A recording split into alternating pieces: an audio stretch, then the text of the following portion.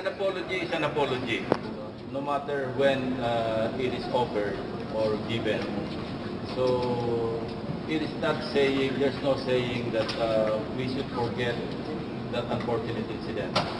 Because depende yan doon sa mga na-agree between the three parties who are the fishermen kung tama na yung apology sa kanila without any compensation.